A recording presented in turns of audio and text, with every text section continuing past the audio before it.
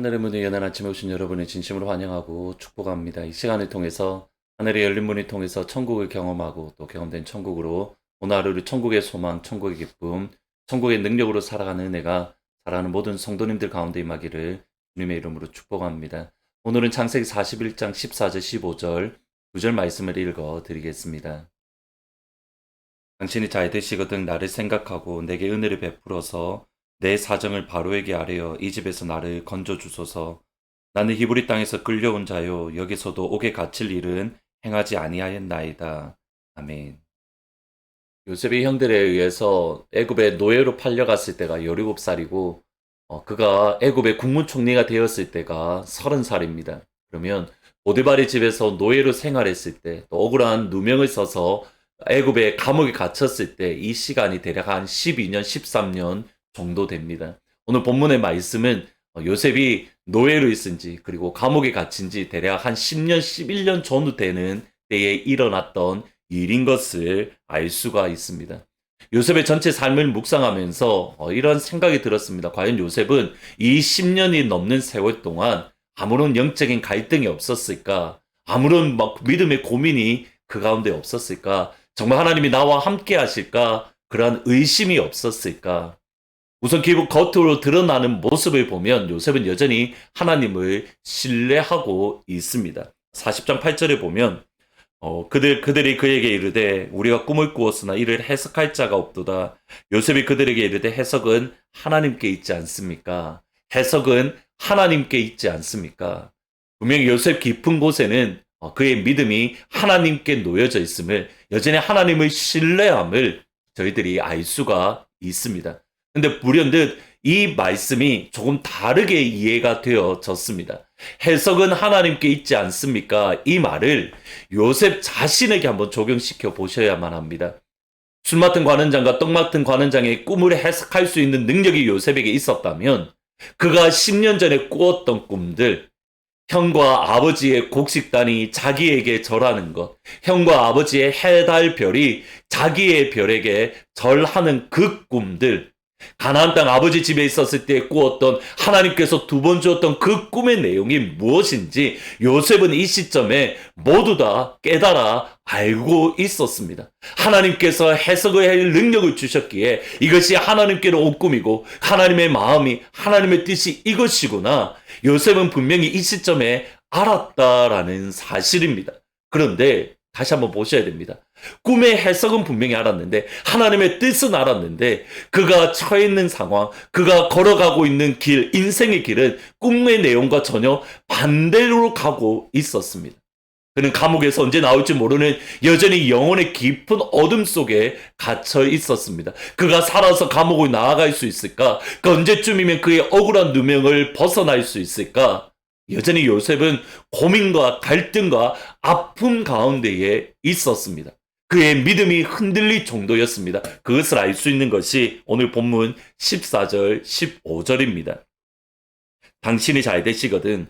술 맡은 관원장 당신이 잘 되시거든. 나를 생각하고 내게 은혜를 베풀어 내 사정을 바로에게 아뢰어 이 집에서 나를 건져 주소서. 나는 히브리 땅에서 끌려온 자요 여기서도 옥에 갇힐 일은 행하지 않았습니다. 요셉은 감옥의 시간이 결코 쉽지 않았습니다. 그의 믿음이 많이 흔들렸습니다. 이 시점에 요셉은 술 맡은 관원장, 사람을 의지하고 있었습니다. 사람을 의지하되 어느 정도 의지했는가? 마치 하나님처럼 의지했습니다. 그가 술 맡은 관원장이 3일 후에 풀려날 것을 알고 그에게 했던 말이 이겁니다. 나를 생각하고 내게 은혜를 베풀어서 나를 건져 주십시오. 생각하다, 은혜를 베풀다, 건져 주십시오. 사실 이 세 단어는 나중에 이스라엘 백성들을 구원해 내시는 하나님께 사용되는 단어입니다. 하나님께서 이스라엘 백성을 생각하고 이스라엘 백성들에게 은혜를 베풀어서 이스라엘 백성들을 애굽 땅에서 구원해 주셨습니다. 마치 요셉은 하나님을 의지하는 것처럼 술 맡은 관원장을 의지하고 있었던 겁니다. 그의 믿음이 흔들렸던 겁니다. 그의 신앙이 흔들렸던 겁니다. 테레사 수녀는 1950년 인도 캘거타에서 사랑의 선교회를 세운 이후에 오랜 세월 동안 이 선교회를 통해서 가난한 자, 연약한 자, 병자들, 고아들, 과부들을 잘 섬겼습니다. 그녀의 이러한 모습으로 수없이 많은 사람들이 예수님의 사랑을 경험했고 또 주님께 돌아오는 역사들이 일어났습니다. 1997년 그녀는 노벨 평화상을 받았는데 그 평화상을 받기 석 달 전에 그녀가 영적인 멘토였던 신부님과의 주고받은 편지에 이런 내용이 있습니다. 그러나 나에게는 당신에게는 예수님이 당신을 너무 사랑하는데 그러나 나에게는 예수님이 침묵과 공허함이 너무 커서 예수님을 보려고 해도 보이지 않고 들으려 해도 들리지 않고 기도하려고 해도 말이 나오지 않습니다. 그녀를 통해서 수없이 많은 사람들이 감동을 받고 또 하나님의 사랑을 경험하며 나도 세례사 수녀처럼 이렇게 믿음의 삶을 살아야 되겠구나. 많은 사람들에게 영감을 주는 삶을 살았는데 정작 본인의 영적인 상태는 들으려 해도 들리지 않고 주님이 보려고 해도 보이지 않고 내게는 너무 공허함이 크며 영적인 건조함이 너무 많습니다. 기도하려고 해도 기도조차 되지 않습니다. 믿음의 사람, 영성 깊은 사람은 흔들리지 않는 사람이 아닙니다. 그들은 여전히 흔들리고 여전히 건조함이 있고 그들의 영혼 깊은 곳에는 하나님과의 끊임없는 영적인 갈등과 고민과 아픔이 그들의 심령 깊은 곳에 놓여져 있었습니다. 아니, 믿음이 깊으면 깊을수록 영적인 신앙이 영성이 깊으면 깊을수록 더욱더 이러한 많은 갈등들, 소위 말하는 영혼의 어두운 밤이 너무 깊어서 견딜 수 없는 그러한 아픔들을 토로했던 사람입니다. 코로나 상황이 6개월 이상 지나면서 저희 성도님과 연락을 받으면서 정말 많은 아픔들을 토로하시는 것을 보게 됩니다. 목사님, 영적으로 너무 갈급합니다. 하나님 앞에 나아가 예배 드리고 싶은데 내 심령이 점점점 무너지고 내 영혼이 점점점 죽어가는 것처럼 느껴집니다. 목사님, 어떻게 할까요? 또는 코로나 상황으로 인해서 경제적으로 내일 하루하루가 보이지 아니하는 그런 수없이 많은 어깨를 짓누르는 듯한 무거움 때문에 마음이 무너지고 마음이 괴로워하고 또 마음이 아파하는 그러한 성도님들이 많이 계십니다. 그 모습이 어떤 모습인가? 다름 아닌 요셉의 모습이었고 테레사 신부의 모습이었고 수없이 많은 믿음의 길을 걸어갔던 믿음의 사람들의 모습입니다. 하나님께서 우리를 믿음 깊은 뿌리 깊은 영성의 사람으로 만들어 가시는 과정인 줄 믿습니다. 힘드시더라도 조금 더 견디십시오. 힘드시더라도 조금 더 힘을 내십시오. 요셉이 무너졌던 이 시점은 2년 후에 하나님께서 요셉을 구원해 내실 시점이었습니다. 우리의 영혼의 깊은 밤이 깊으면 깊을수록 우리의 심령의 갈등이 깊으면 깊을수록 더 아프면 아플수록 하나님께서 우리를 구원해내실 여러분의 생각하고 은혜를 베풀어 건져주실 시간이 가까웠다라는 뜻입니다. 욥의 그 말씀을 다시 한번 기억하고 오늘 이 한 날 힘을 내십시오. 그러나 내가 가는 길을 그가 아시나니 그가 나를 단련하신 후에는 내가 정금같이 나오리라. 내가 정금같이 나오리라. 오늘은 찬송가 491장 저 높은 곳을 향하여 같이 찬양 드리시겠습니다.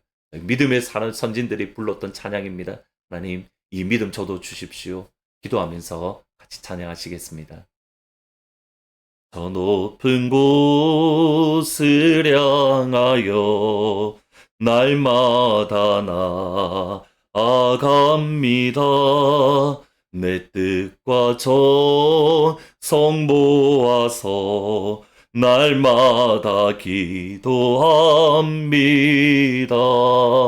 괴로움과 죄가 있는 곳 나 비록 여기 살아도 빛나고 높은 저곳을 날마다 바라봅니다. 내 주여 내 발 붙드사 그곳에 서게 하소서. 그곳은 빛과 사랑이 언제나 넘치옵니다.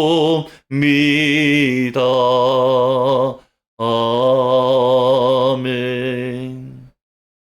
기도하시겠습니다. 아버지 하나님,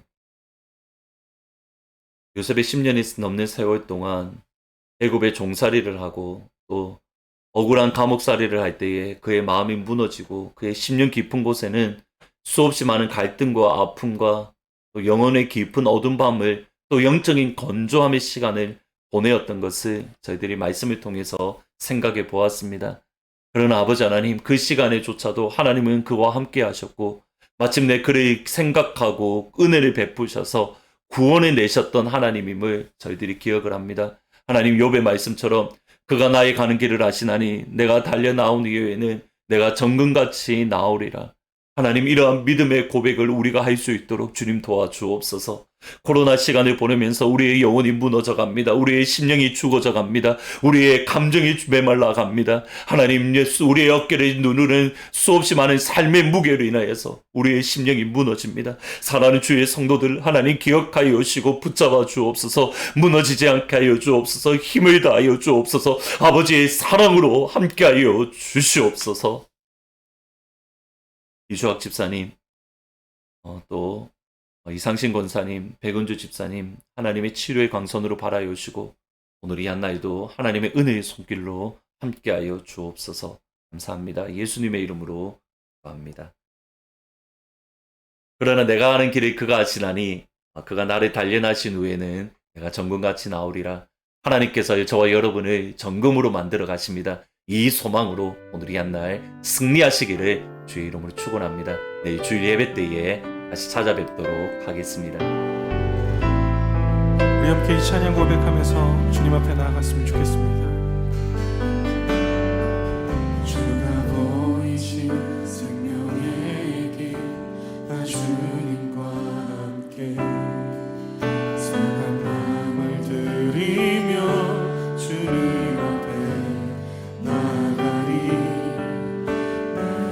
의로움이 되신 주 그 이름 예수, 길이 되신 이름 예수. 나의 길 오직 그가 아시나니 나를 단련하신 후에 그가 정금같이 나오. 주님 십자가의 길 따르길 원합니다. 주가 보이신 생명의 길, 주님과 함께 상한 마음을 들이며 주님 앞에 나가리. 의로움이 되신 주 그 이름 예수. 그렇습니다. 예수 이름 안에 우리를 완성하실 주님. 나의 길 오직 그가 아시나니 나를 단련하신 후에 내가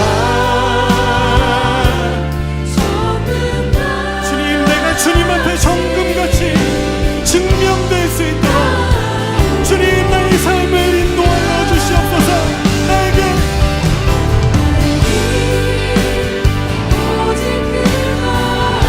주님 마음의 한판자 되길 원합니다.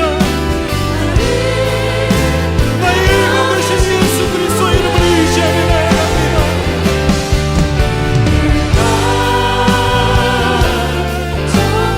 우리 함께 기도하며 나아갑시다. 주님, 그렇습니다. 예수 이름